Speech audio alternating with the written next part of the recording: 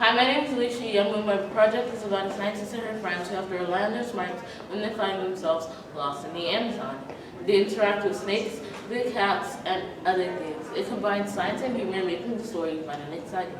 I love to make dad jokes, learn new things, and use imagery to create images of the characters in the reader's head. So this was especially fun for me. I love the interesting, informative story I've created, and another reason I created this story was because I love to read true story type books. So it's being able to be a character in the story and make important life and death choices, this was a no-brainer. In the story, the main character, Jordan, finds herself going on a 3-day trip to the Amazon to study the animals and animal habitats there. When their plane crashes and some of their friends are still on the plane, the entire trip seems to go downhill. But with being a scientist and a nerd, we make smart decisions to find your way out. This was really fun to make, and I learned a lot. This story taught me a lot about survival, and I really enjoyed it. On to the story. Lost in the Amazon by Elisha Iyamu. Hi, my name is Dr. Richardson, but you can call me Jordan. I'm a female scientist who specializes in animal habits and habitats.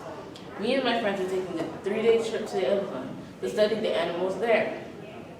I've always been a nerd, so this is my idea of fun. We leave our lab to go pack. I don't know about Dr. Sears, or Anderson's, but I, for one, overpack. I'd rather be safe than sorry. I finished packing and called Dr. Anderson. She then checks on Sarah, who says she has to go shop. Sarah goes shopping for some really girly clothes, while I, myself, pack some really tomboyish clothes. I got a good night's sleep because I have one long day ahead of me. Today's the day. I woke up early and had a big breakfast of pancakes, coffee, and orange juice. At this rate, I'd be able to take on the world.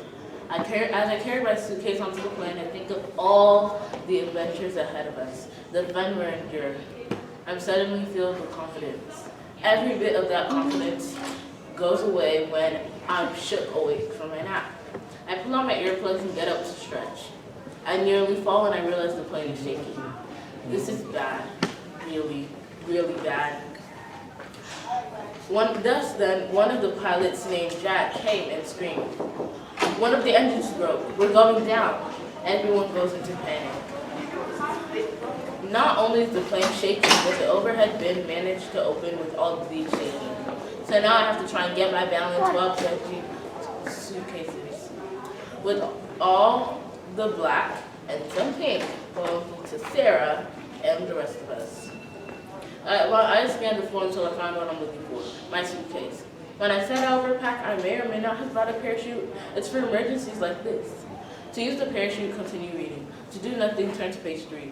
To jump off the plane, turn to page 3.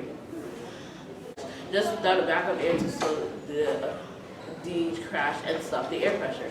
Even if you were somehow able to magically distance yourself from the aircraft, you'd still be crashing, and the event would not be survivable.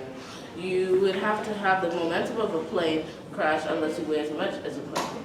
In response to extreme stress, your nervous system will go haywire, leading to possible fatal spikes in the blood pressure and heart rate.